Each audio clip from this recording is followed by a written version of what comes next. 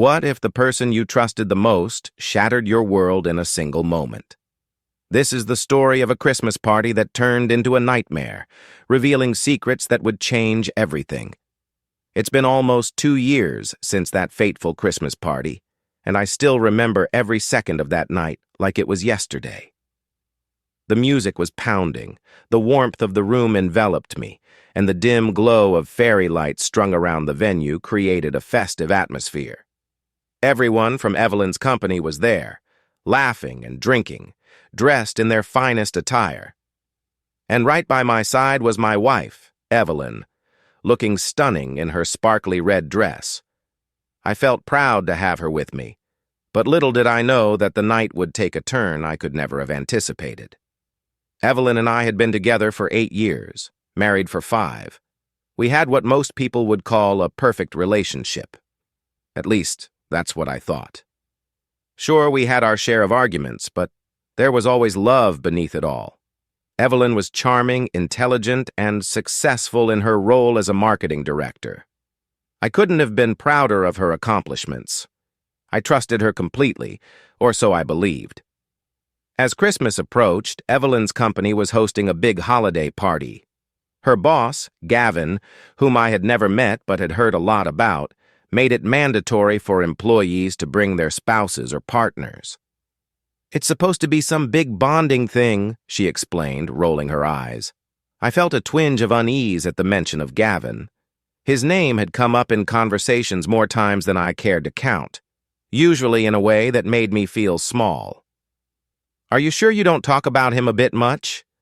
I had asked her once, trying to mask my jealousy. She laughed it off, calling it work talk, and saying he intimidated her with his high expectations. I shrugged it off, convincing myself that I was just being paranoid. The night of the party was extravagant.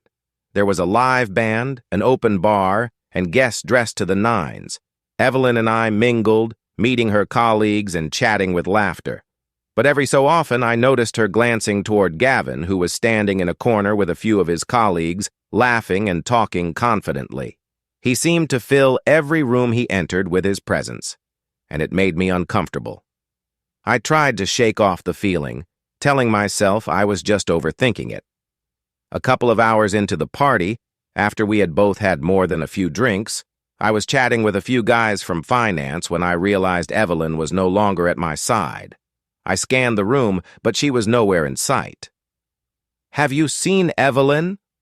I asked a few people around me. One woman, Claire, looked at me with a slight hesitation before answering, I think I saw her head upstairs with Gavin." Something about the way Claire avoided my eyes made me uneasy. A sense of dread settled in my gut. Trying to keep my cool, I walked toward the elevator, hoping to find Evelyn doing something harmless, like discussing an upcoming project with her boss. But as the elevator ride felt endless, my anxiety grew. When the doors finally opened, I stepped out into a quieter, dimly lit hallway. It was different up here. There were offices with closed doors, some partially open with couples whispering, and others occupied in ways that made my stomach churn. The holiday cheer seemed darker up here, laced with secrets and guilt. At the end of the hall, Gavin's office stood out. A glass-walled corner room with blinds drawn tightly shut, creating an aura of privacy. My steps slowed as I neared the door. The closer I got, the more my heart pounded. I wasn't even sure what I was expecting to find, but something in the pit of my stomach told me I needed to see for myself. Just then, faint sounds filtered through the door, soft murmurs, and then unmistakably, a woman's moan. I froze. The sound was muffled, but it cut through me like a knife. My pulse quickened, and my hands clenched. A cold wave of disbelief washed over me. Every instinct told me to turn around, to walk away and pretend I hadn't heard anything. But that same nagging voice in my head, the one that had brought me upstairs in the first place, urged me to face it, to know the truth. I took a deep breath, reached out, and pushed the door open, hoping I was wrong about what I'd find. And there they were. Evelyn was on his desk, her hair messy, her red dress bunched up around her waist. Gavin didn't even have the decency to look shocked.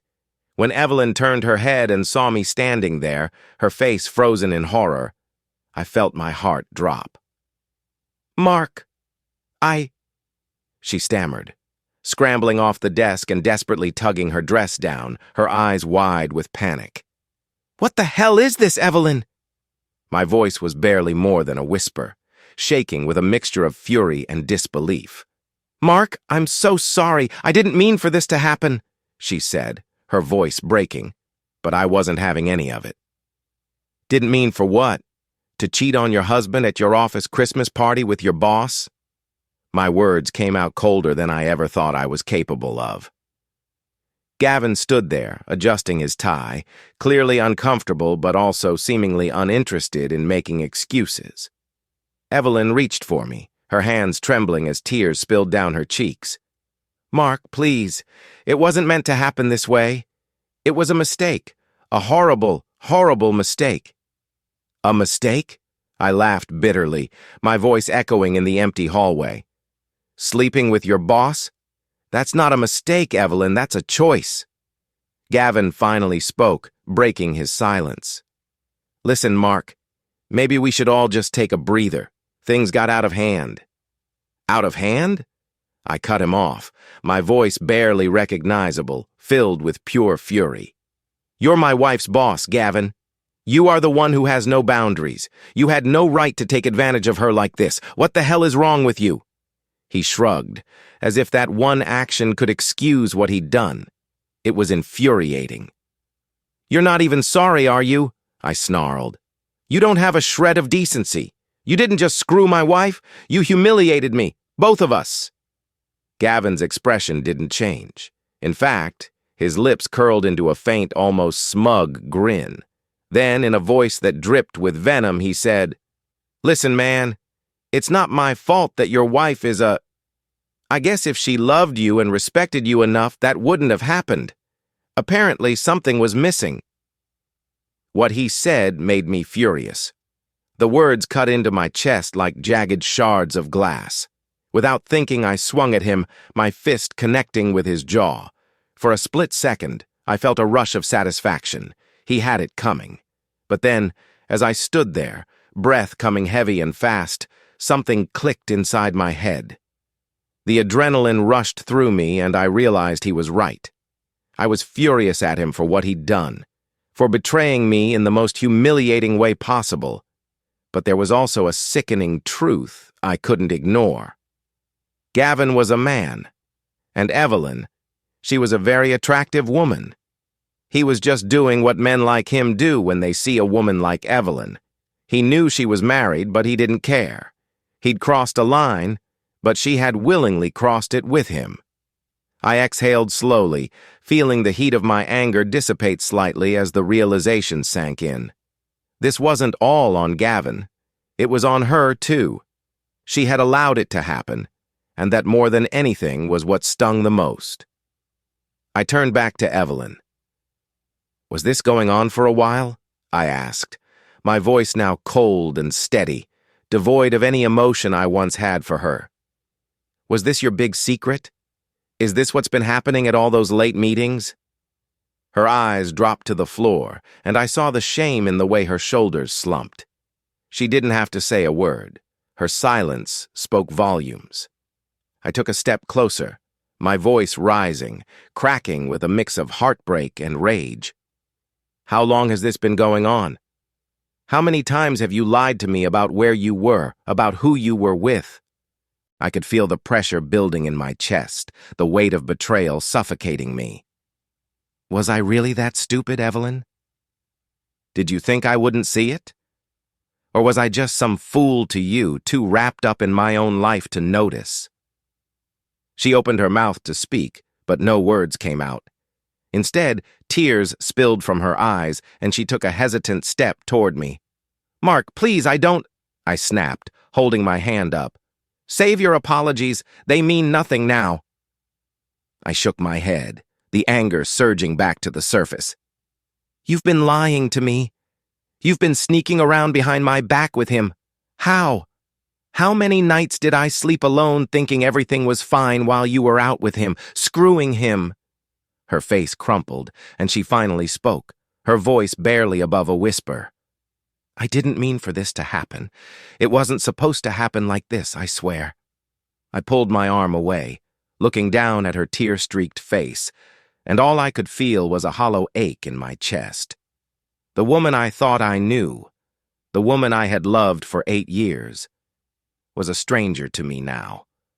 There was no trust left to hold on to. "I'm done, Evelyn," I said, my voice empty. "You've crossed a line you can't uncross." "No, Mark, please," she begged, clutching my hands desperately. "I'll do anything. Please, just don't leave me. It was a mistake, and it won't happen again. I swear on everything I love." I shook my head. "The way I see it, you didn't love me enough to stop yourself." There was silence. Evelyn's face was soaked with tears, and Gavin, well, he just stood there, clearly realizing that his little Christmas fling had come to a messy end. I looked at Evelyn one last time. "I'll send you the divorce papers after the holidays. Merry Christmas, Evelyn." She broke down, sinking to her knees, sobbing and begging me not to do it. But I was done. I turned and walked out of that office, not looking back. The days that followed were a whirlwind of paperwork, of sorry texts from Evelyn, of awkward phone calls from mutual friends who had heard rumors. She tried everything to make it right. She wanted counseling, she wanted another chance, but every time I saw her, I couldn't get that image out of my head. I filed for divorce a few days after the start of the new year. Evelyn tried one last time to stop me, showing up at my apartment looking exhausted and defeated. "Mark, please, I'll quit my job. I'll cut Gavin out of my life entirely. I'll do anything." But I had made up my mind. "Evelyn, I appreciate that you're sorry. I really do. But sorry isn't enough to make me forget what you did." She finally accepted it. That night, I think in some twisted way, she thought I would eventually forgive her. But I couldn't, and I didn't want to. For me, love was loyalty, commitment, trust, and she had shattered all of it. Months passed, and I moved on, eventually starting to date again, cautiously taking it slow. From what I heard, Evelyn initially kept her job but distanced herself from Gavin. Rumor had it that she was demoted, which made sense. Gavin's reputation took a hit too after word of the scandal spread around the office. She lost the respect of her colleagues, and I heard she had been passed over for a promotion she was expecting. Roughly a month after the incident, Evelyn quit. She couldn't handle the whispers, the sideways glances, the awkward atmosphere that hung around her like a shadow. It wasn't just the job she lost. It was the sense of pride she had always carried with her. The last time I heard from her was a handwritten letter that arrived a few months ago. She poured out her regrets, told me she wished she could take it all back, that losing me had been the biggest mistake of her life. I read it once, felt a flicker of sadness, and then threw it in the trash. Because in the end, trust is fragile. Once you break it, there's no putting it back together the way it was before.